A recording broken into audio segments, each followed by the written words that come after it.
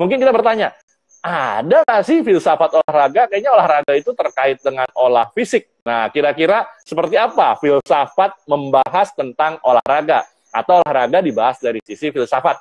Saya kembali bersama dengan rekan saya, partner saya, Dr. Aan Rukmana, dosen filsafat Paramadina, dan tentunya kita akan berbicara filsafat dari sisi orang awam. Ini tema yang ke-11. Jadi, kalau Anda bingung, tema sebelumnya apa? Lihat di IG kami, dan juga lihat juga di YouTube Pondok Harmoni. Baik, sudah hadir bersama saya Kang Aan Rukmana. Halo, Assalamualaikum Kang Aan. Ya, waalaikumsalam warahmatullahi wabarakatuh, Kang Latif. Sehat-sehat ya? Alhamdulillah sehat, alhamdulillah sehat. Ya, termasuk mungkin mensano incorpore sano, jangan-jangan itu bagian dari filsafat olahraga. Akan kita bahas. Baik, Kang Aan, mungkin pertanyaan mendasarnya itu Kang tadi. Kira-kira nih ada nggak sih filsafat olahraga, atau jangan-jangan ini mah dibikin-bikin aja nih sama Kang Aan sama Latif nih gitu ya. Silakan Kang Aan, barangkali sebagai pengantar sebelum kita bahas lebih dalam. Makasih Kang Latif. Memang kalau filsafat ini unik ya Kang ya, karena dia meliputi bukan hanya satu ilmu, tetapi memang meliputi banyak sekali aspek kehidupan manusia. Jadi kalau diskusi filsafat olahraga, yang melakukan olahraga itu kan manusia. Artinya itu juga masuk ke ranah filsafat gitu. Dan memang nanti kalau dalam kajian filsafat, ketika membahas filsafat olahraga, nanti hubungannya juga sebenarnya dengan filsafat manusia. Jadi bagaimana manusia itu memiliki connectedness atau keterhubungan dengan dunia.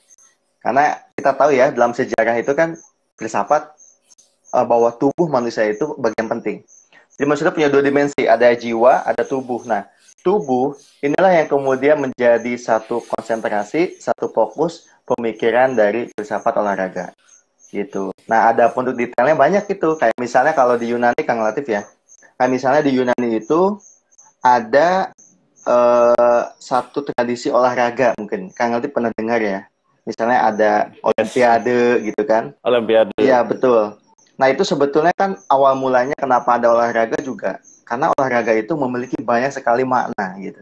Nanti saya akan jelaskan sesuatu nih, maknanya apa saja gitu. Tapi memang kalau dalam kajian spesifik khusus, itu baru belakangan Kang, ada filsafat olahraga.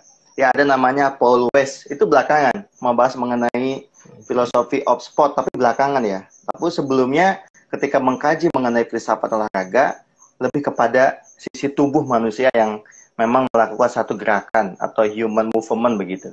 Itu saja Kang Latif, pengantarnya dulu ya. Yes. Jadi kembali itu adalah pengantarnya bagi rekan-rekan yang masih rebahan. Yuk, nggak apa-apa sambil rebahan, sambil kita diskusi tentang filsafat olahraga. Semoga nanti juga habis ini semangat untuk olahraga. Nah, seperti biasa, tadi sudah ada pengantar dari Kang Aan. Kita akan coba bahas filsafat olahraga dari sisi pemahaman sebenarnya basic konsepnya itu seperti apa. Nanti juga kita akan bahas kira-kira sejarahnya itu perjalanannya gimana sih sejak sebelum sejarah atau ketika masa klasik, bahkan modern atau postmodern seperti sekarang. Kira-kira seperti apa? Baik, Kang, mungkin barangkali terserah mau cerita sejarah dulu atau mau bicara pemahaman dulu, silahkan. Saya gabung aja ya. Jadi pertama Kang Latif memang membahas mengenai tadi saya sudah katakan olahraga itu nggak lepas dari manusianya. Dan memang yang mengkaji mengenai manusia itu adalah para filsuf sejak Socrates sebetulnya. Socrates, Plato, Aristoteles ya. Ada memang ada Epicurus juga. Kita tahu kalau Epicurus itu kan melihat misalnya dari sisi etika Kang Latif. Jadi yang namanya manusia itu, target utama hidup manusia itu adalah the ultimate happiness. Jadi kebahagiaan itu yang utamanya. Jadi bukan kebajikan atau kehikmah, bukan kebijaksanaan atau keadilan. Jadi moralitas seseorang itu adalah kebahagiaan misalnya. Dan itu ditempuh diantara melalui olah tubuh, olah makanan, cara ngatur makanan. Karena kalau menurut Epicurus, salah satu indikator bahwa orang itu bahagia adalah karena mendapatkan banyak kenikmatan kan. Dan kenikmatan itu didapatkan diantaranya melalui fisik yang sehat misalnya. Diantara melalui tubuh yang juga sehat tentunya. Dan diantaranya juga melalui pola makan yang sehat misalnya. Nah itu kan Latif. Jadi itu yang dikembangkan oleh Epicurus. Makanya mazhab Epicurus itu dikenal sebagai Epicureanism, yang belakangan juga dikenal sebagai hedonisme. Tetapi banyak orang yang salah paham. Jadi dianggapnya itu tanpa aturan ya. Jadi nikmati kenikmatan begitu saja. Tapi sebetulnya lebih daripada itu, Epicurus juga menerapkan mengenai pengaturan kenikmatan. Karena kalau tidak, hasrat ingin nikmat itu juga bisa menjadi hal yang memang berbahaya. Kira-kira itulah, harus ada peraturannya. Nah, tetapi kemudian jadi ultimate goal-nya tuh, ya, ultimate goal-nya tuh tetap adalah kebahagiaan. Tetap sehat adalah kebahagiaan. Salah satu yang untuk mencapainya. Betul, untuk kebahagiaan itu. Nah, tetapi kan pembahasan mengenai manusia itu awalnya kan tentang metafisikanya, tentang apa? Metafisika itu dimensi yang lebih rasional, lebih idealistik begitu. Tapi kemudian tentang tubuh ini mulai dibahas lebih masif misalnya oleh Descartes. Jadi ada René Descartes yang membagi kira-kira ada dua substansi, ada namanya res extensa, ada res cogitans. Jadi res cogitans itu kesadaran, res extensa itu fisik tubuh dunia, itu res extensa. Nah, tapi masalahnya kalau di dalam diskusinya Descartes, yang namanya tubuh itu relatif, itu hanya seperti mesin saja.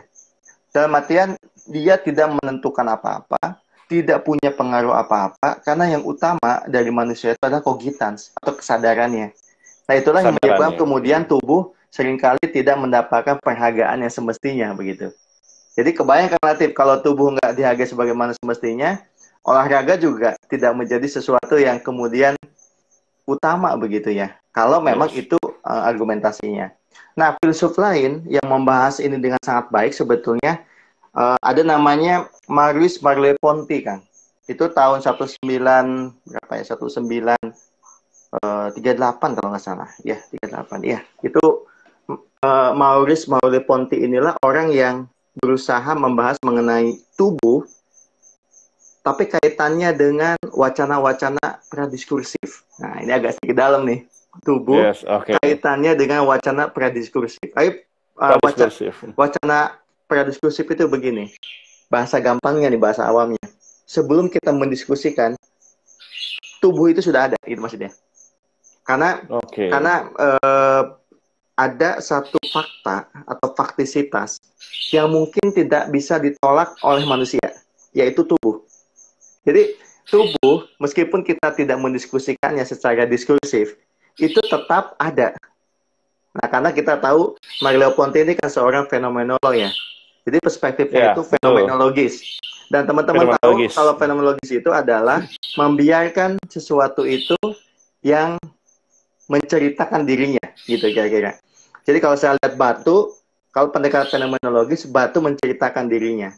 Nah, kaitannya dengan tubuh juga begitu, Kang. Kalau kita lihat di Merleau-Ponty, biarkan tubuh itu yang menceritakan dirinya tanpa kita mendiskusikannya pun, bahwa tubuh itu memang sudah ada sebagai realita. Dan tubuh sebagai realita itu selalu terhubung dengan dunia. Jadi kita nggak bisa melepaskan kebertubuhan itu dengan dunia.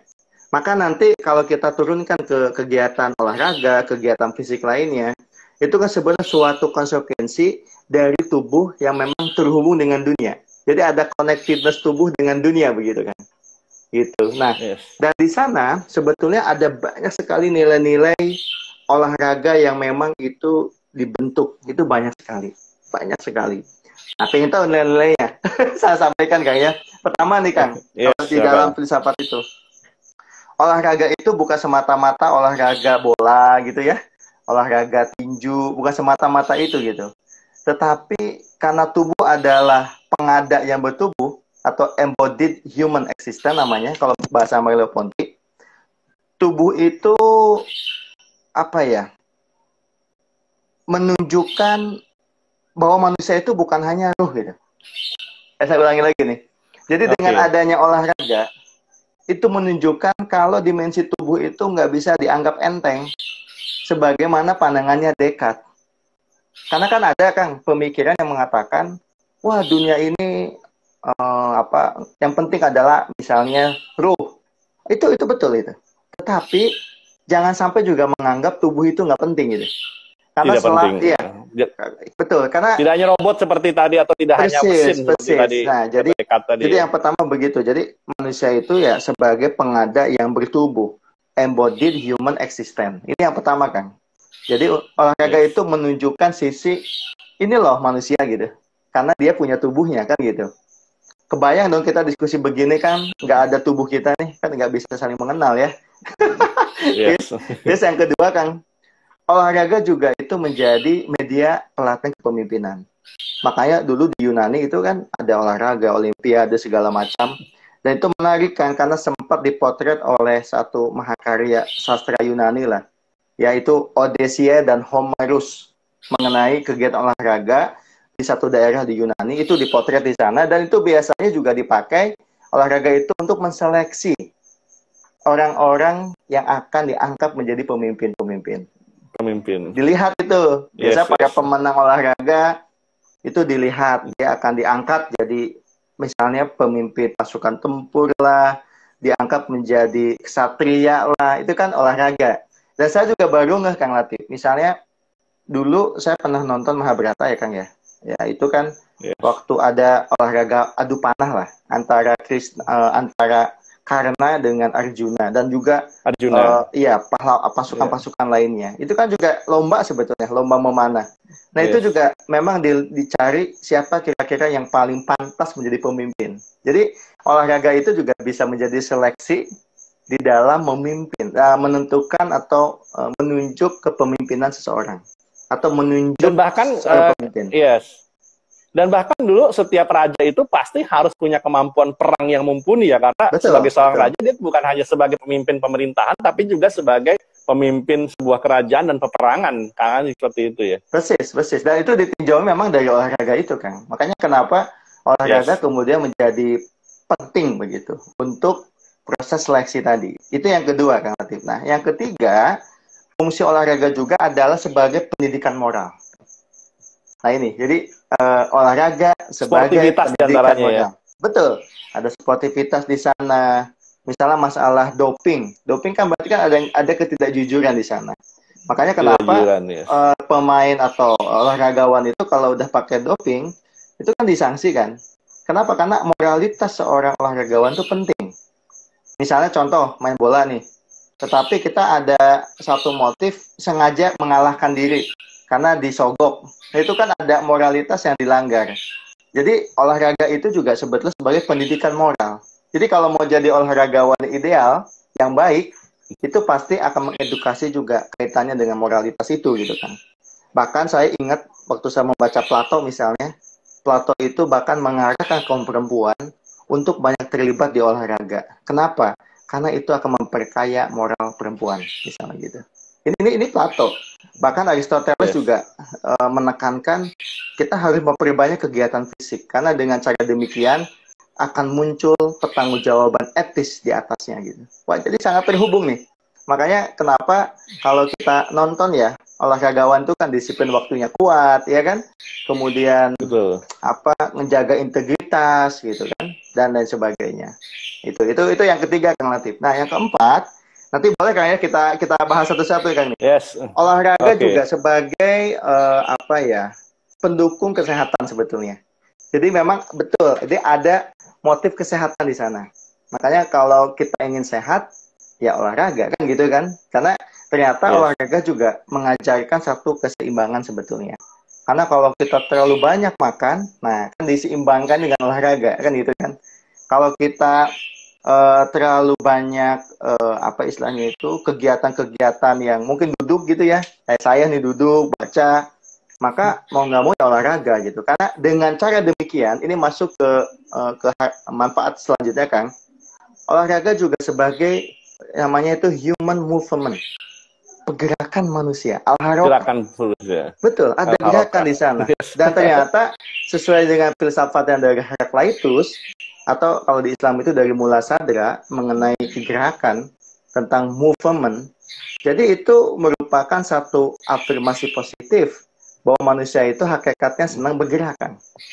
Justru kalau tetap itu mengundang banyak penyakit. Makanya diharapkan harus mau bergerak terus gitu. Itu Kang, ada human movement. Kalau ada Ya kalau ada ininya apa namanya, ada gium Arabnya itu insatoba wa in lam yajri lam yatib. Jadi kalau tidak mengalir itu malah tidak akan bagus gitu. Iya. Kalau seperti selokan kan, air selokan itu kalau dia diam atau dia mengendap maka dia akan busuk dan akan menebar sesuatu yang tidak sehat. Termasuk darah kalau terlalu kental juga yang tidak membuat tidak mengalir sehingga juga tidak akan sehat di sana. Maka ada pergerakan, termasuk peredaran darah, detak jantung dan semua itu sangat berpengaruh, betul. Movement. Iya, betul. Ada movement di sana. Nah, yang terakhir kan, kalau di filsafat itu olahraga juga bisa ditinjau sebagai rekreasi. Nah, ini menarik nih. Jadi kenapa banyak orang yang olahraga lebih bahagia, misalnya lebih fresh gitu kan ya. Kayak nggak stres gitu. Kenapa? Karena olahraga itu adalah recreation. Jadi kalau rekreasi itu kan dari recreation. Creation itu kan penciptaan. Menciptakan ulang sebetulnya. Menciptakan ulang apa sih? Menciptakan ulang semangat, menciptakan ulang spirit dan lain sebagainya. Makanya ini juga menjawab kenapa orang kalau senang olahraga ya itu cenderung lebih bahagia dibandingkan yang tidak pernah olahraga. Itu kan. Jadi sekitar ada 6 lebih bahagia setelah olahraga, betul. Persis gitu. Jadi ada 6. Saya juga sering nonton tuh Kang Latif tuh kalau habis sepedahan gitu. Langsung kan kelihatan lebih happy gitu dibandingkan mungkin kalau kita tidak pernah olahraga sama sekali. Itu Kang Latif. Ada beberapa hal yang bisa kita ulas itu. Luar biasa. Jadi tadi sudah digambarkan ada 6 ya. Jadi termasuk adalah harokah, pergerakan, kita bergerak, moral dan lain sebagainya. Nah kan mungkin saya agak sedikit penasaran nih dengan istilah mens sano in corpore sano itu sebenarnya asal itu dari mana itu istilah itu. Termasuk dulu waktu SD itu saya di lapangan olahraga saya kan ada podium besar gitu ya, ada tempat tribun penonton besar tuh tulisan visi gitu. Sampai sekarang saya masih ingat tuh, kita datang, kita bertanding, kita menang gitu. Kira-kira adakah selain itu barangkali istilah-istilah lain yang sangat populer atau mungkin kan punya penafsiran sendiri tentang hal itu atau punya sejarah yang bisa diceritakan kan? Silakan. Iya, sebetulnya kalau mens sano in corpore sano itu kan mens sano itu di dalam tubuh yang sehat, ya kan. Corpore itu kan corpus ya, corpus itu jiwa. Jadi corpore sano, jadi ada juga jiwa yang sehat. Itu kan satu mazhab filsafat yang meyakini ada interaksi antara tubuh dan jiwa. Artinya jiwa itu sangat ditentukan oleh perilaku tubuh. Jadi kalau tubuh itu memang, contoh aja ya, tubuh itu sering diam, jarang bergerak, tubuh itu mengalami banyak luka-luka misalnya, nah itu mempengaruhi juga kepada jiwa seseorang. Ini mazhab ini kan. Tapi kalau menggunakan mazhabnya Descartes itu nggak berlaku, Kang Latif. Karena kalau Descartes tuh nggak ada hubungan tubuh dengan jiwa, itu hal yang terpisah, gitu. Ya makanya tergantung mazhabnya mazhab yang mana gitu. Tapi kalau saya termasuk yang mempercayai kalau di dalam tubuh yang sehat memang betul bisa terdapat jiwa yang sehat. Kenapa? Karena biasanya kalau tubuhnya fresh itu pengaruh juga ke jiwa. Tapi tidak selalu begitu kan? Kenapa? Karena banyak contoh juga sih, misalnya ada olahragawan rajin, tapi juga tingkat stresnya juga tinggi kan? Ada aja kan? Yang kemudian olahraga mah jalan gitu kan, tapi stres-stresnya juga iya kan gitu. Jadi tidak melulu itu benar gitu Kang Latif. Kalau hemat saya gitu. Jadi yang jelas sih prinsipnya kalau saya itu lebih ke jalan tengah saja Kang. Jalan tengah dalam artian jiwa itu punya makanan tersendiri lah. Sedangkan tubuh punya makanan sendiri. Kalau mau olah tubuh, maka olahragalah. Ya, namanya juga olah tubuh tuh. Tetapi kalau mau memang jiwanya juga fresh, maka ikut diskusi filsafat gitu pagi-pagi begini. Nah gitu ya. Jadi maksud saya habis diskusi filsafat olahraga ya. Itu kan karena masing-masing memang model makanannya beda gitu antara tubuh sekaligus juga dengan jiwa gitu. Jadi nggak bisa termasuk logika ya, termasuk logika ya, ilmu ya, sama betul. makanannya ya. Betul kayak berpikir. Karena masing-masing level tubuh ini kalau pakai Epicurus Kang ya, itu membawa level kenikmatan tersendiri loh. Jadi masing-masing dimensi tubuh kita itu membawa level kenikmatan tersendiri. Makanya argumentasi Epicurus mengenai kebahagiaan itu adalah akumulasi kesenangan atau kenikmatan. Contoh, kita baca buku dari yang tadinya tidak tahu menjadi tahu. Ada kenikmatan nggak? Oke, itu satu kenikmatan, gitu kan ya. kemudian saya makan. Kalau nggak ngerti malah pusing Iya, ya. kalau nggak ngerti pusing. Kayak saya makan enak. Nah, ketika makan enak, maka itu akumulasi juga. Terus begitu kan. Saya kerja, dapat uang enak, itu akumulasi juga. Lama-lama akumulasi itulah menjadikan kita bahagia.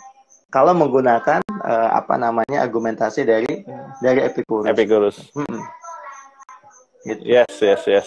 Nah, itu termasuk tadi ya, yang mental corpore sano itu dalam kajian psikologi itu namanya psikosomatis. Mungkin nggak pernah dengar itu. Jadi bisa jadi kalau sakit yang bisa akibatkan oleh pikiran kita sehingga badan kita terasa sakit. Ya, termasuk barangkali kalau Anda putus cinta, kalau Anda putus cinta, kalau Anda sakit hati itu hati-hati karena di situ akan mendorong diri Anda untuk tidak sehat secara tubuh gitu. Bahkan mungkin akan tiduran aja, kenapa lu gue lagi sakit hati nih atau gue lagi putus cinta nih. Itu sangat berpengaruh terhadap itu. Termasuk mungkin kalau kita lagi sakit nih, tiba-tiba ya kayak kemarin saya sudah sakit, tiba-tiba ada kajian filsafat, wah sehat lagi, atau suruh ngajar atau suruh berdiri depan kelas untuk sharing, wah semangat lagi. Nah itu sangat walaupun setelah itu sakit. Berarti itu kebalikannya Kang ya. Kalau tadi fisik olahraga itu mengaruh ke jiwa, nah ternyata jiwa juga punya pengaruh ke fisik kan gitu kan. Jadi dua-duanya sering berinteraksi. Nah tapi yang menarik Kang Latif, kalau di filsafat itu olahraga ini kan bicara tubuh nih. Tetapi itu juga untuk menunjukkan kalau kita itu jadi satu kesatuan. Ini saya kasih contohnya ya. Misalnya olahraganya olahraga apa sih? Misalnya olahraga apa yang paling minimalis apa Kang ya? Olahraga sepeda, jalan, lari. Jalan kaki. Itu kan ketika kita jalan kaki, kan yang bergerak itu dua kaki kita ya. Tetapi meskipun yang bergerak cuma dua kaki kita, artinya gitu ya. Tetapi itu mewakili seluruh tubuh kita. Sama halnya kalau kita sakit. Misalnya sakitnya sakit gigi. Tapi yang menjadi sakit seluruh tubuh kita. Seluruh tubuh. Nah, itu artinya apa? Organisme. Artinya ada satu kesatuan. Ya, ada satu kesatuan. Nah, termasuk tubuh juga ini menarik relatif. Selain dia mewakili satu kesatuan sebagai organisme utuh ya. Nah, tubuh juga bisa menjadi apa ya istilahnya itu? Sumber pengingat kita. Ini contoh nih, ada orang yang dulunya punya tangan, kemudian tangannya hilang. Tapi dia masih bisa mengingat itu gitu. Sebagai satu organ tubuh yang memang ada pada dirinya gitu. Atau sebaliknya, kadang-kadang tubuh juga kita lupakan sampai ada pertanyaan tentang tubuh. Contoh kayak kita lagi diskusi begini, kita mungkin nggak ngeh ya dengan telinga kita, nggak ngeh dengan kaki kita, sampai ada kesadaran yang diarahkan kepada itu semua. Misalnya saya tanya, kan punya kaki nggak? Oh iya punya. Nah itu baru sadar. Tapi mungkin tadi ketika diskusi awal kita nggak pernah sadar kalau kita punya kaki misalnya gitu. Nah, olahraga itu membuat fokus kita kepada tubuh menjadi lebih tinggi daripada sebelumnya kan. Jadi kalau kita nggak olahraga, tubuh tidak mendapat perhatian penuh.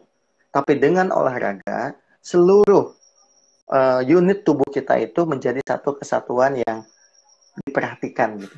Jadi seperti saya mengeluarkan badan saya ke depan saya menjadi saya yang objektif begitu, yaitu dilatih gitu. Nah, kamu enggak? Dan itu dilatih gitu, kayak begitulah. Termasuk sebenarnya olahraga tertentu juga kalau tidak seimbang malah juga akan menyebabkan sakit tertentu ya kan ya. Persis. Itu misalkan kemarin saya ada kabar teman kena serangan jantung, padahal dia rajin kok olahraga. Saya bilang olahraganya apa? Iya dia angkat beban terus tuh, fitnessnya tuh hanya bentuk otot. Tetapi untuk olahraga kardio atau jantungnya itu tidak dilatih dan makannya sembrono. Dia pada akhirnya ya hanya ngangkat beban tapi tidak untuk mengembangkan yang lain ya. Ya itu yang tadi akhirnya ada ketidakseimbangan antara tubuhnya sendiri, termasuk barangkali juga antara makanan dengan olahraga, termasuk juga barangkali antara pembentukan fisik dengan pembentukan hal-hal yang lainnya. Itu sangat berpengaruh tadi ya kan. Betul. Makanya Kang itu ada prinsip moralitas tadi. Jadi olahraga itu nggak boleh lepas dari prinsip itu kan, dan salah satu tekanan di prinsip moral itu kan prinsip keseimbangan. Jadi prinsip namanya al-adlu. Jadi al-adlu keseimbangan, al-adalah balancing. Misalnya kita nggak boleh juga ya Kang ya, misalnya ke ekstrim. Ekstrim tuh kan ada sekarang itu ya orang yang spotnya itu tubuhnya itu segitu segitu pengen dibentuk segitu hebatnya gitu ya. Tetapi kalau kita tanyakan apakah itu sehat? Itu kan jadi pertanyaan utama tuh. Apakah dengan begitu senang? Apakah dengan begitu bahagia? Atau jangan-jangan tambah ketakutannya? Nangkep nggak? Jadi nama ketakutan tuh gitu kan. Ketika tubuh sudah terbentuk dengan suatu model tertentu, kemudian saya takut kalau tubuh saya nggak seperti itu lagi. Sehingga olahraga itu nggak lebih hanya sebagai satu pelarian ketakutan atas makin buruknya model tubuh saya. Nah, ini agak hati-hati nih Kang. Jadi ada satu prinsip moral yang memang bisa kita angkat juga di dalam diskusi mengenai olahraga ini. Bahkan mungkin juga pendidikan moral dalam olahraga itu sangat banyak sekali. Disiplin itu kita kenal sekali, orang yang olahragawan itu pasti disiplin. Nggak disiplin dia tidak bisa menciptakan prestasi. Nah itu kita juga perlu belajar. Nah kan sekarang saya ingin nanya terkait dengan gini, men-challenge apakah juga olahraga itu kan kita lihat kaitannya dengan teknologi ya di zaman sekarang, atau kan mungkin ada filsuf-filsuf yang kosmo yang bicara tentang kaitan dengan teknologi. Karena kita lihat misalkan begini, dengan adanya perkembangan teknologi yang semakin hebat atau semakin canggih, maka otomatis orang akan dimudahkan untuk membentuk tubuh, akan dimudahkan untuk mencetak prestasi tertentu. Kita lihat para olahragawan pakai alat-alat yang lebih canggih, sehingga atau pakai baju renang deh yang lebih canggih sehingga dia lebih melesat ketika olahraga. Nah kaitannya hal tersebut ya dengan kehidupan ya, adakah kajian tentang itu? Nah, itu bagus Kang. Jadi memang sekarang olahraga itu udah menjadi science. Maka ada istilah sport science. Ya. Jadi bukan hanya olahraga sebagai aktivitas tubuh, tapi bagaimana aktivitas tubuh itu diletakkan sebagai science. Makanya ada namanya sport science. Itu terkenal kan. Sampai-sampai kalau kita kuliah ya. National Geographic sering bahas itu. Sering bahas itu ya kalau kita kuliah di sekolah-sekolah yang masuk ke sport science gitu, itu kita belajar gitu. Bahkan misalnya kalau ada Ronaldo misalnya nendang bola, itu larinya aja dipelajari gitu. Sampai sangat objektif demikian gitu. Sampai kalau kita lihat, makanya kenapa para pelatih itu kan nggak harus orang yang ahli bola, toh. Para pelatih itu orang yang ngerti ilmu bola. Sport science. Jadi, dan orang sport science belum tentu dia ahli. Sama kayak kritikus sastra. Belum tentu sastrawan. Belum tentu dia penghasil sastra. Tapi dia orang yang paham ilmu sastra. Nah, itu sama. Sekarang itu juga begitu. Jadi, olahragawan itu, sekarang olahraga ya, itu sudah makin lengkap. Dan dilengkapi oleh yang namanya science, makanya ada sport science. Nah, turunan dari sport science itu banyak yang relatif. Di sana ada inovasi, ada riset, ada pengembangan. Termasuk misalnya kayak kemarin tuh saya lihat yang di Mandalika ya. Tapi saya nggak ke Mandalika sih, lihat di TV. Saya lihat itu yang pas hujan, itu kan motor tetap dipacu ya, dengan kecepatan tinggi itu. Itu kan nggak kepleset ya. Itu artinya itu pasti ada risetnya itu. Jadi nggak bannya diganti, ban basah biasanya. Persis, ban basah. Tapi itu kan berdasarkan riset. Gitu. Itu nggak mungkin hanya dengan common sense gitu. Pasti ada riset berkali-kali gitu di belakang itu. Termasuk dengan kemiringan sekian itu. Nah itu juga pasti ada risetnya kan. Makanya itu sport science. Makanya kenapa olahraga itu semakin elit, semakin pasti sophisticated dari sisi sainsnya itu. Jadi nggak semudah itu. Dan tiap tahun pasti ada teknologi-teknologi baru yang dikembangkan dan makin cepat, makin safety, dan juga makin efisien. Persis. Itu yang bicara safety itu menarik kan. Kayak misalnya motor ya. Itu kalau jatuh kan minimal ya. Ada sih yang kecelakaan meninggal, tapi kan minimal tidak gitu ya. Kenapa? Karena pas jatuh itu udah ada latihannya kan. Jadi ketika jatuhnya ke batu atau ke bukan batu ya, ke apa gitu, sehingga orang itu nggak mengalami satu kerusakan lah dari sisi tubuhnya. Itu sport science gitu. Itu termasuk motornya itu juga akan mati sendiri Kang ketika dia jatuh. Dalam sekian detik itu motor akan jatuh sendiri karena ada bank angle sensor di sana. Jadi ketika motor kemiringan sekian dan jatuh dalam sekian detik, maka dia otomatis akan mematikan dirinya sendiri supaya tidak terpental kemana-mana dan berbahaya. Saya pernah diskusi Kang Latif dengan seorang waktu itu namanya Pak Wijayanto ya. Jadi beliau itu waktu masih menjadi staf ahlinya Pak Yusuf Kalla. Ini Pak Wija cerita ke saya itu bahwa olahraga juga menentukan tingkat kemajuan suatu bangsa. Semakin maju suatu bangsa, semakin tinggi prestasi olahraganya. Semakin maju. Karena kalau menurut saya, kenapa menjadi prestatif itu prestasi? Karena sport science berkembang kan. Gitu, sport science berkembang gitu kan. Jadi nggak ngasal, mainnya itu nggak ngasal, ada ilmunya gitu. Dan namanya ilmu kan diulang-ulang ya. Jadi berdasarkan riset, berdasarkan kajian gitu. Ada pengulangan-pengulangan sehingga potensi menang misalnya lebih tinggi dibandingkan mereka yang tidak pernah mengembangkan riset atas olahraga. Gitu. Yes. Jadi, wah ini menarik ya. Ternyata kajiannya juga sampai ke arah sana ya. Sport science itu sangat menarik. Betul, sangat menarik, relatif. Oke. Nah, iya. Baik. Nah itu seru, teman-teman. Silakan kalau ada yang mau bertanya, silakan ya teman-teman boleh chat di kolom komentar atau punya pengalaman sendiri, silahkan ya. Nah, Kak An, kedepannya itu kalau kita lihat tentang olahraga ya, olahraga itu kan sekarang ada yang namanya e-sport. Ya, ini juga menarik. E-sport itu kan olahraga ya, main game ya, orang apa sih olahraganya gitu ya, karena sendiri pandangannya terkait dengan perkembangan era zaman sekarang atau catur gitu ya. Catur kan disebut dengan sebagai olahraga juga gitu. Nah, kira-kira kan pandangan khusus terkait dengan olahraga itu seperti apa kan? Khususnya untuk catur, e-sport atau olahraga-olahraga yang sebenarnya cuma duduk gitu ya. Betul. Ini menarik nih karena ini kan juga jadi satu perdebatan ya. Ternyata olahraga kan bukan hanya fisik sebetulnya. Jadi ada juga olahraga pikiran. Karena kayak main catur itu kan ada strategi kan. Ada strategi. Poker. Iya, sama itu. Sama ya, iya, sama e-sport juga sama sebetulnya kan. Jadi lebih kepada olahraga pikir sebetulnya. Exercise itu exercise bukan tubuh. Karena kalau bicara tubuh ya nggak ada tubuh negara kecuali 2 jari kan. Jadi nggak apakah itu signifikan untuk kesehatan misalnya?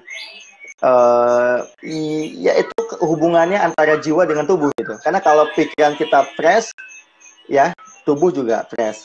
Jadi olahraga hanya sebagai rekreasi tadi kali kan. Jadi bukan lagi untuk kesehatan, tapi lebih sebagai rekreasi lah. Ya, jadi itu bisa dibenarkan kalau olahraga hanya sebagai rekreasi misalnya. Itu juga bisa kan dilakukan gitu. Yes, termasuk olahraga itu juga digunakan untuk berbisnis ya sekarang ya. Jadi bisnis olahraga pun sangat luar biasa perkembangannya sekarang. Betul. Bahkan kalau di luar negeri ya termasuk ya para atletnya pun sangat sejahtera karena juga klubnya juga sangat sejahtera dan mengelola olahraga sebagai sebuah bisnis yang sangat luar biasa. Dan termasuk juga pada para pejudi itu memanfaatkan ada hitungan-hitungan algoritma khusus untuk melihat kira-kira probabilitasnya itu seperti apa sih yang bakal menang dengan kekuatan segala macam. Itu sangat menarik sekarang. Nah, kalau Kak An melihat dari sisi filsafat tentang olahraga dan bisnis seperti apa? Betul. Karena olahraga itu kan bisa menjadi namanya solidarity maker ya. Jadi memperkuat solidaritas juga kan. Di sana pasti ada crowd ya. Ada crowd itu ada market lah kalau bahasa ekonominya. Dan ingat dalam prinsip ekonomi Kang, when there is market, ketika ada market, maka di sana pasti ada aktivitas ekonomi gitu. Itu aja. Nah, kalau misalnya tidak ada gula ada semut ya. Betul, tidak ada market share-nya, istilahnya tidak ada pasarnya, itu nggak akan ada kita bisnis kan. Gitu. Buktinya apa? Kecuali jika bisnis kecuali jika bisnisnya malah melunturkan nilai sportivitas, misalkan pengaturan skor. Iya, betul. Atau gini Kang, ini contoh yang paling gampang ini deh. Misalnya semakin lokal kegiatan itu semakin sedikit unsur bisnisnya. Contoh, kita main congklak atau main bola tapi levelnya di kampung atau main bola di level. Jadi semakin tidak mengundang banyak crowd, semakin sedikit tuh bisnisnya, betul nggak? Tapi semakin ramai, apalagi internasional. Saya kemarin nonton di TV Kang, bagaimana para pencopet itu kan ketangkep tuh yang di NTB tuh di Mandalika. Sengaja datang dari Jakarta karena ada pickpocket internasional itu yang biasa ngambil barang di event-event internasional gitu. Saya surprise juga ya. Oh iya ya. Ternyata yang mengundang orang kumpul itu kan bukan hanya mereka yang berjudi misalnya dengan olahraga, tapi juga para penjahat pun kumpul gitu kan. Karena mereka ingin mencopet dan sebagainya. Jadi sebenarnya masalahnya karena ada crowd tadi, ada sekumpulan yang masyarakat, ada pasar. Itu sebetulnya penyebabnya itu. Kalau olahraga menghasilkan atau attract lah kegiatan bisnis gitu. Lebih ke sana Kang. Gitu. Nah, tapi tadi yang saya sampaikan juga, yang ada juga olahraga itu kan memang dijadikan sebagai satu kepentingan politik tertentu lah. Jadi untuk membangun image atau citra. Nah, ini menarik sih. Kalau teman-teman perhatikan sekarang kan ada Mandalika, ini Pak Jokowi gitu ya. Jangan salah, Pak Anies di Jakarta bilang apa? Formula E, terus saja begitu. Karena terus apa hubungannya coba? Formula E Mandalika dengan kepemimpinan mereka berdua misalnya. Itu kan masalah image yang dibangun. Dan saya ingat sekali kan saya pernah nonton film Invictus judulnya itu. Itu pemainnya itu lupa saya. Tapi itu tentang Nelson Mandela kan. Jadi ketika Nelson Mandela pertama kali menjadi presiden di Afrika Selatan, Mandela itu ingin mengadakan olahraga rugby internasional. Itu jadi olahraga rugby internasional kan. Waktu itu banyak menentang karena merasa loh ini kita baru merdeka istilahnya itu. Ngapain buat acara internasional gitu? Mandela bilang apa? Bangsa ini haus kemenangan. Kita harus menyatukan semua perbedaan kita gitu dengan cara mengadakan olahraga internasional. Wah kayak gitu. Itu ada unsur politiknya, ada unsur solidarity maker-nya gitu kan. Makanya perspektifnya banyak. Termasuk Soekarno dulu membangun GBK dengan Hotel Indonesia dulu adalah sejarahnya untuk mengundang orang datang ke Indonesia menyatakan ini Indonesia sedang berkembang ya. Iya betul. Persis itu. Jadi nggak bisa lepas juga dari unsur politik ya dengan olahraga itu gitu. Iya. Dan bahkan ketika dulu zaman perang dunia 1 atau 2 saya lupa itu Olimpiade tetap ada bahkan dan itu saat itu perang ya stop sementara walaupun mungkin ada diskriminasi tertentu untuk negara yang jadi lawan perangnya dan itu memang sangat menarik ya. Jadi pemersatu juga sebagai pemersatu atau perdamaian ya simbol perdamaian. Betul. Dan tidak heran juga Kang Latif kalau kemudian ada fanatisme juga, jangan salah. Kenapa kemudian olahraga itu dia betul menjadi ajang pemersatu, tetapi kalau sekali lagi nih tidak dikelola dengan satu kebijaksanaan, maka sekumpulan masyarakat dengan interest yang sama tadi itu akan mengubah mereka menjadi massa yang tidak rasional. Saya ingat sekali ada buku filsafat Kang itu yang nulis itu Elias Canetti. Judulnya itu Mas Unachte apa ya? Mas Unachte. Jadi tentang massa. Jadi yang namanya massa itu cenderung tidak rasional. Kan? Tidak terkendali. Tidak rasional. Contoh, punten kita lagi ada demo. Apapun atas nama buruh, atas nama agama, atas nama mahasiswa, itu cenderung tidak rasional. Bahkan kita pun kan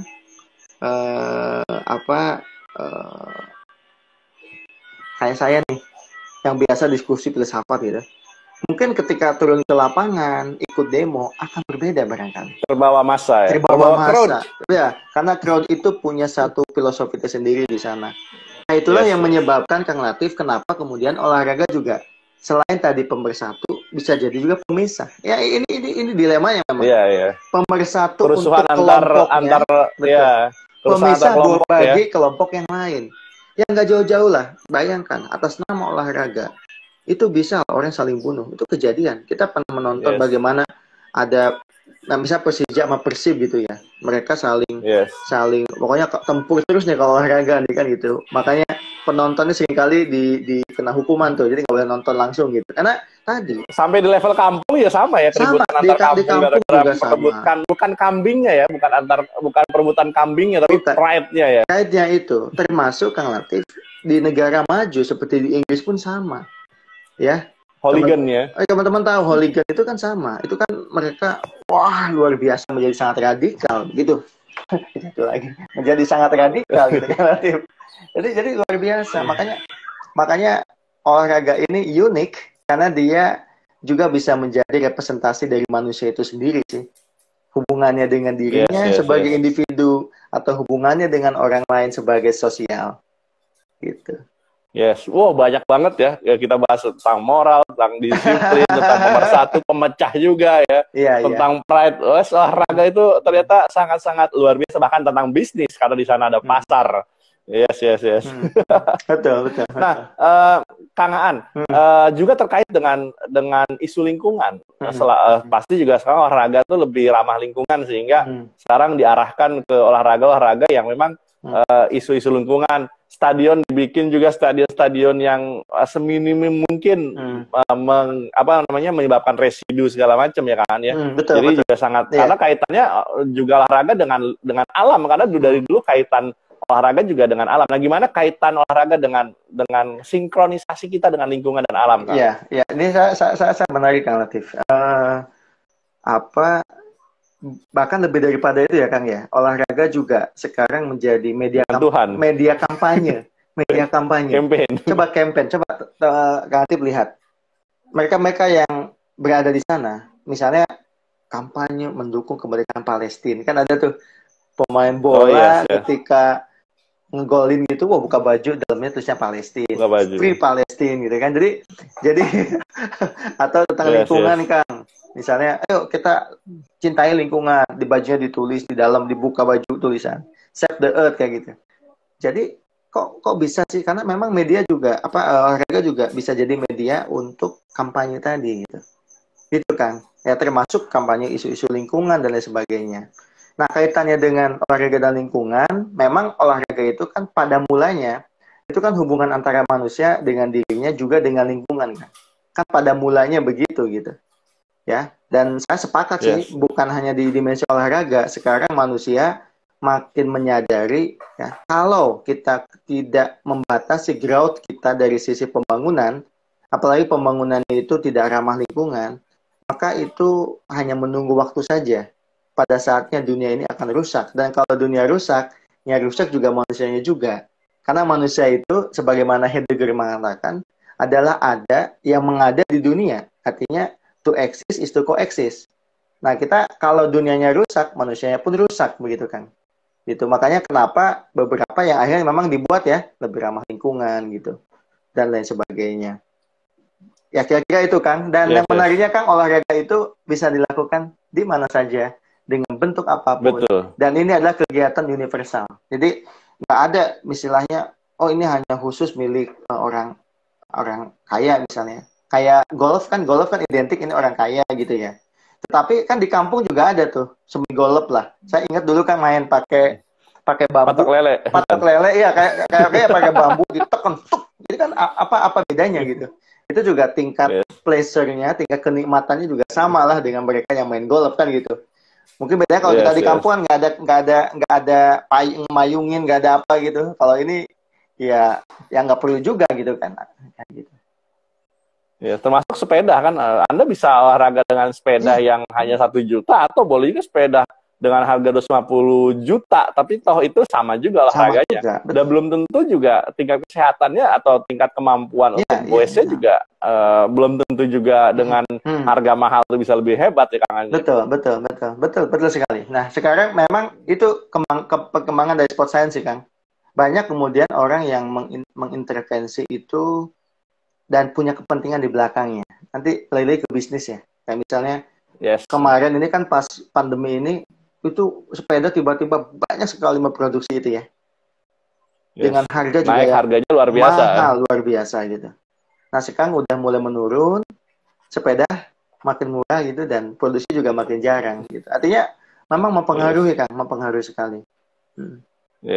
Bahkan ada temen yang dulu ketika harganya mahal, dia borong tuh mau bisnis, ternyata begitu dia harga mahal sekarang turun, rugi juga tuh, karena punya banyak stok yang dulu dia belinya mahal, mau dijual kembali dengan harapan akan lebih mahal, ternyata saat dia beli segini, malah turun segini, harapannya kan malah naik harganya. Oke, itu salah perkiraan ya. Betul, kurang belajar ini ekonominya Kang.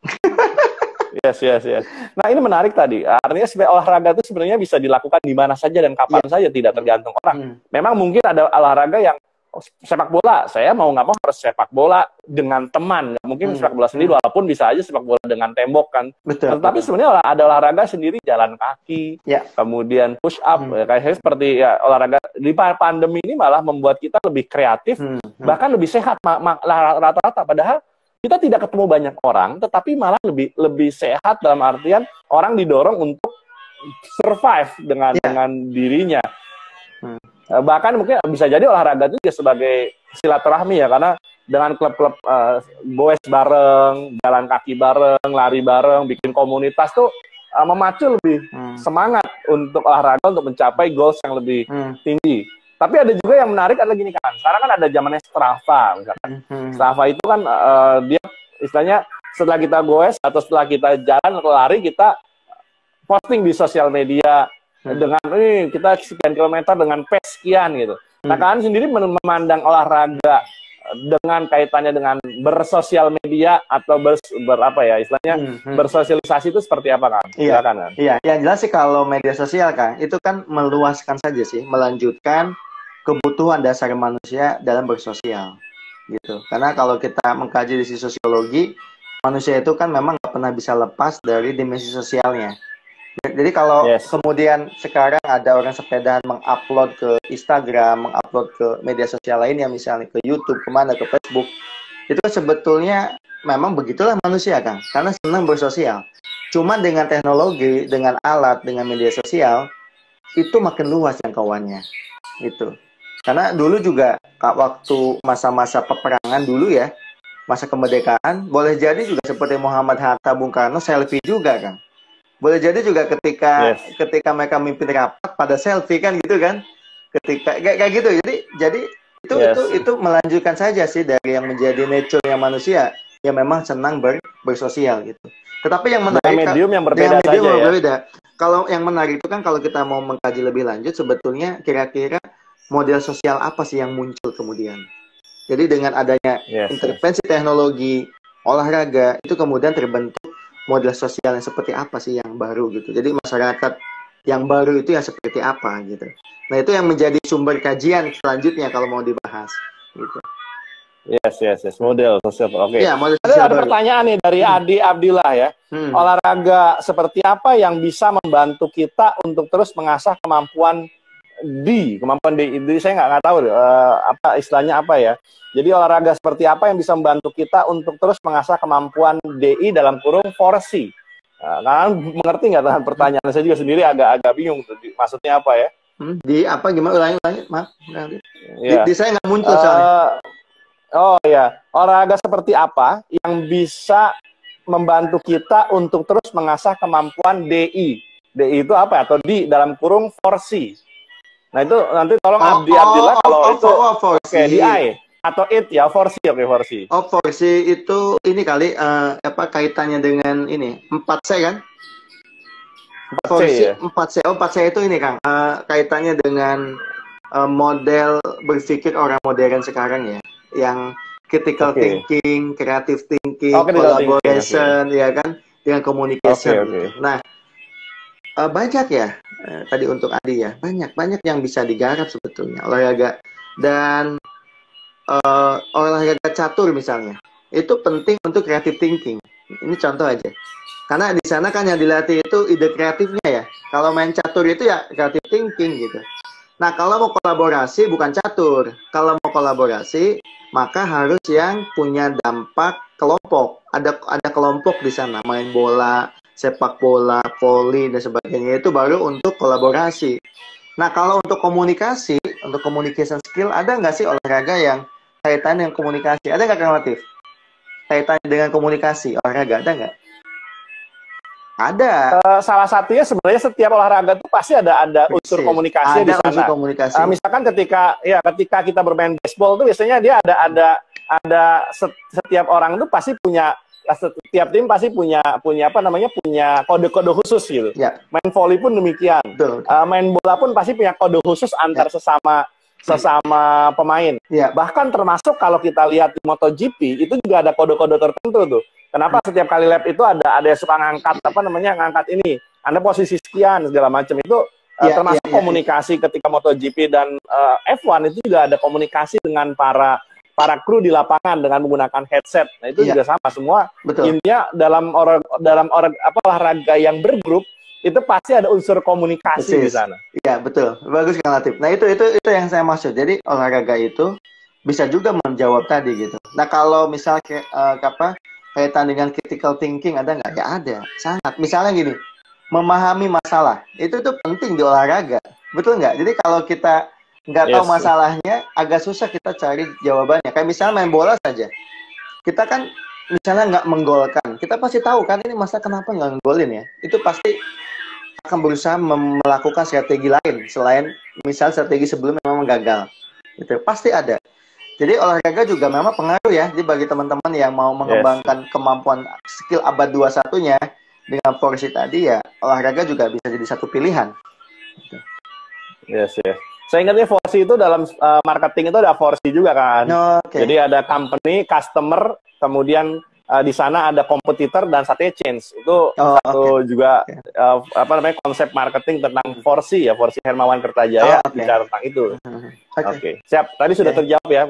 Ada communication, ada di sana ada kolaboratif, critical thinking, dan olahraga dengan critical thinking itu selalu dianalisa. Setiap pertandingan itu pasti ada sport science-nya di sana dianalisa kenapa kalah dan statistiknya segala macam. Maka itu kenapa di atas kertas tim A pasti akan menang karena bicaranya terkait dengan analisa dan critical thinking. Betul. Yes. Jadi seru sekali Kang An, sudah hampir 1 jam kita berdiskusi ya. Ya, masih baru 45 menit sih sesungguhnya. Sorry, lebih ya, kita hampir bentar lagi. Tapi menarik ini kan, artinya olahraga itu akan terus berkembang, tapi sejak zaman dulu itu sudah jadi pokok bahasan, bahkan juga olahraga dari sisi moral, dari sisi spiritual, dari sisi tadi kita sudah bahas banyak sekali, bisnis bahkan akan terus berkembang. Nah, kalau kalian melihat ke depannya, adakah hal-hal baru yang bisa jadi akan jadi hal yang ini olahraga ini ke depannya akan seperti apa? Dari sudut pandang Kang, kira-kira apakah akan jangan-jangan nanti kita akan bertanding antar galaksi ya? Itu atau jangan-jangan seperti apa ya? Kira-kira seperti apa kan? Secara futurolog ya? Iya, kayaknya metaverse itu kan ke depan kan. Jadi akan banyak olahraga dalam bentuk e-sport. Itu akan banyak sekali. Akan banyak itu dikembangkan dalam bentuk e-sport gitu. Nah, tetapi nanti kalau e-sport itu berkembang, tentu bukan berarti tidak mengandung suatu masalah ya. Makanya kenapa filsafat juga harus terus mendampingi peradaban lah kan. Jadi di antaranya juga supaya kita tetap memang bisa menjadi manusia dengan teknologi yang semakin canggih sekalipun gitu. Itu sih Kang. Karena kalau olahraga fisik ada perkembangan tetapi tidak akan semasif olahraga dalam bentuk e-sport. Karena e-sport ini kan perubahannya cepat sekali ya. Level 1, level 2, level 3, cepat sekali perubahannya gitu. Itu saja relatif ya. Dan mungkin kalau dari saya sih, ya sebagai manusia kita tidak bisa menafikan kita punya tubuh. Dan olahraga itulah salah satu bagian dari cara untuk membuat tubuh kita tetap berada dalam keremajaannya gitu, melalui olahraga. Keremajaan ya. Yes. Lebih muda, lebih lama ya, mudanya lebih lama. Atau merasa muda lebih lama ya kan? Kayak kita nih lebih lama ya, pada tua kita. Yes. Amin. Yes, 38, 39 ya, menuju 40. Konon katanya 40 itu masa paling dewasa ya, hati-hati ya. Maksudnya masa kembali ke training ya, mature. Kalau sudah mature itu pasti akan decline ya kan? Iya, masih ngejaga tuh 40 itu. Yes. Oke, rasanya itu Kang, terima kasih banyak nih filsafat olahraga membahas tentang tadi kita bicara sejarah para pemikir juga, termasuk seperti apa implikasi dan juga kaitannya olahraga dengan kehidupan keseharian, bahkan ada bisnis dan lain sebagainya, termasuk kedepannya pasti akan ada olahraga yang namanya bisa jadi adalah banyak e-sport atau banyak sifatnya adalah metaverse. Dan tentunya apapun itu, yang jelas adalah tadi kita sudah bahas ada mensano, incorpore sano, dan juga work-life balance. Work-life balance ini yang tadi kita bahas. Ternyata ada keterkaitan khusus, tidak hanya tubuh, tetapi ada proses moral yang ada, proses juga olah pikir dan lain sebagainya. Terima kasih Kang An, terima kasih banyak. Ada penutup barangkali sebelum kita akhiri? Lanjut diskusi ini, dan bagi teman-teman mudah-mudahan terus mengikuti, karena sekarang kami sedang mulai mentranskrip untuk nanti jadi buku, nanti mungkin bentuknya bisa bentuk seperti dialog yang ngalir gitu, relatif, dan insya Allah udah 11 pertemuan kita, jadi kalau mau jadi satu buku dulu itu insya Allah bisa lah gitu. Yes, oke. Kalau melihat dari transkripnya satu episode itu bisa 12 halaman, mungkin kalau dikompres bisa jadi 10 atau 8 halaman dan itu kalau 10 ya oke, jadi satu buku sih memang. Itu buku ya. Dari 11 pertemuan. Oke. Siap, terima kasih banyak Kang. Sama-sama Kang. Semoga Terima selalu kasih. sehat, Amin, produktif dan sehat selalu. Ya. Amin. Selamat Yuk, berolahraga. kita akhiri ya. Iya. Siap, amin. Setelah ini olahraga nggak tahu. Sedang basah jalanan. Ya. Oke, terima kasih banyak. Oke, makasih. Assalamualaikum warahmatullahi wabarakatuh. Waalaikumsalam warahmatullahi wabarakatuh. Thank you, Kang Hatip. Thank you. Okay.